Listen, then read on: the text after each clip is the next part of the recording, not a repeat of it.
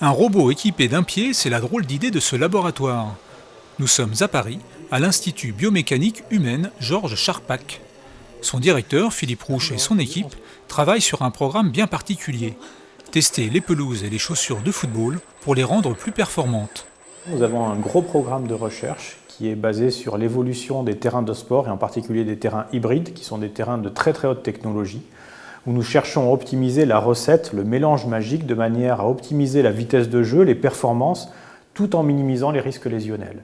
Et donc pour cela, nous avons enregistré des cinématiques de vrais joueurs de football et de rugby que nous réinjectons dans le robot de manière à avoir un footballeur virtuel reproduisant à l'infini le même mouvement, nous permettant ainsi d'optimiser soit la disposition des crampons, la semelle ou les propriétés mécaniques du terrain.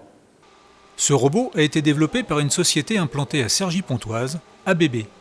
Leader mondial des technologies de l'énergie et de l'automation, cette entreprise a dû adapter son robot à des besoins très particuliers.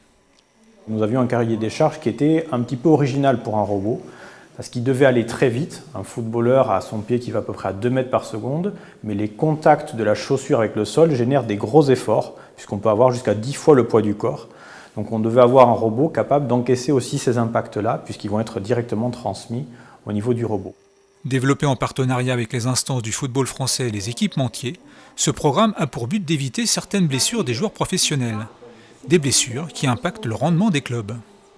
Si vous regardez les données de la Ligue 1, vous vous rendez compte qu'en pleine saison, on a 100 joueurs qui sont blessés. Beaucoup de ces blessures sont des blessures sans contact qui touchent les membres inférieurs, 80% à peu près des blessures.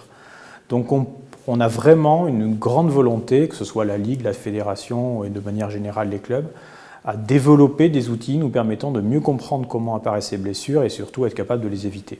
Donc ça va par de la prévention, on peut avoir un entraînement spécifique, mais ça va aussi par du matériel qui soit plus adapté, typiquement les équipementiers de type chaussures ou les stades.